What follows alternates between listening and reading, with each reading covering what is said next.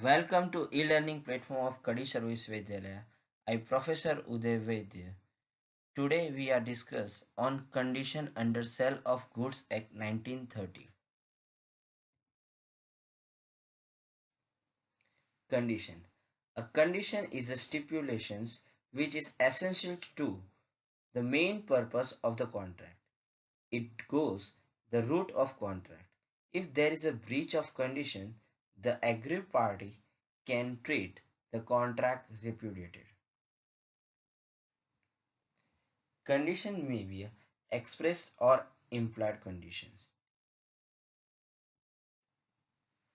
Express condition. Condition may be either expressed or implied condition.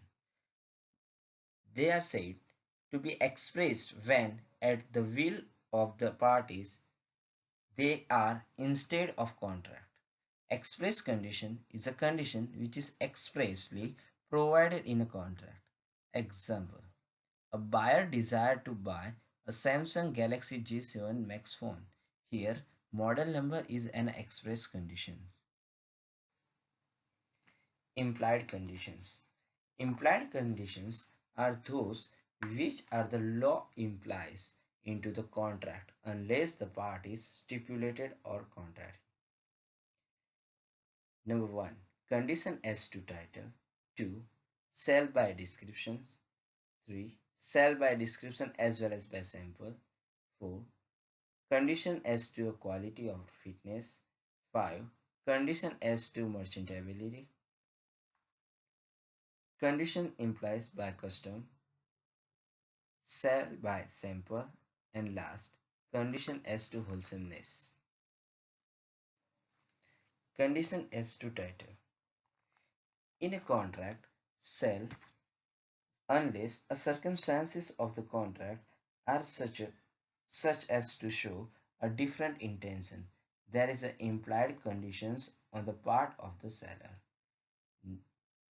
In case of sale, he has a right to sell of goods, and B. In the case of agreement sale, he will have a right to sell the goods at the time when the property is to pass. Let's take an example. Rohit brought a car from Dinesh and used it for 4 months. Dinesh had no title to the car, and consequently Rohit had handed it over to the true owner. Held, Rohit could recover the price paid. Sell by descriptions. Where there is a contract for the sale of goods by the description, there is an implied condition that the goods shall correspond with the description. Sale of goods by description may be included where the buyer has not seen the goods and relies on their description given by the sellers, or where the buyer seen the goods but he relies not on what he has seen but what was stated to him, and the deviation of goods from the description is not apparent. 3. Sell by description as well as sample. Section 15 further provides that if sell by sample as well as description, it is not sufficient that the bulk of goods corresponds with the sample. If the goods do not also correspond with description, this means the goods must correspond with both the sample as well as descriptions. Condition as to quality of fitness. Where the buyer express or by implications make known to the seller that the particular purpose for which the goods are required, so as to show that the buyer relies on the seller's skill or judgment on and goods are of the descriptions which is the course of the seller's business to supply.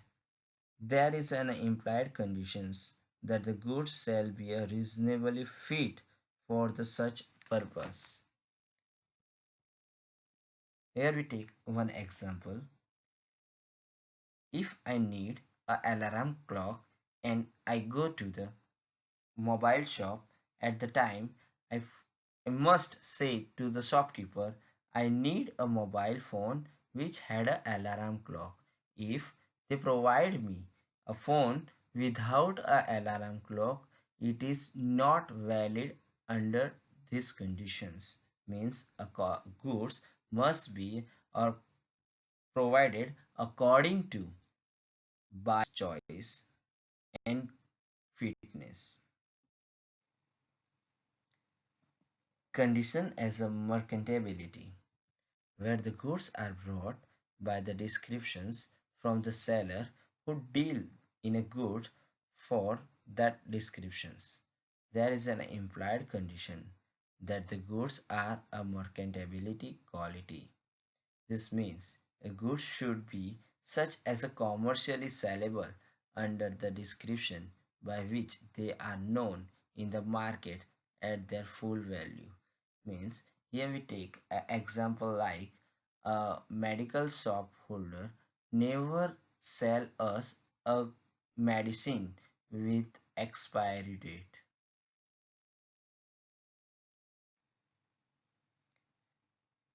Condition implied by customer. And implied conditions as to quality or fitness for a particular purpose may be annexed by the usage of trade. Sell by sample. In the case of contract for sale by sample, there is an implied condition that bulk shall correspond with the sample in quality, that the buyer shall have a reasonable opportunity for comparing the bulk with the sample, that the goods shall be free from any defect, rendering them an merchantability. The defect should not, however, be apparent on reasonable examinations of the sample. Condition as to wholesomeness. In the case of eatable and provision, in addition to the implied condition as to mercantility, there is another implied condition that the goods shall be wholesomeness. We take example for this condition. A brought a milk from B. The milk contained a germs of thyroid fever. It took the milk and got infection. As the result of he died. Here, it could recover damage.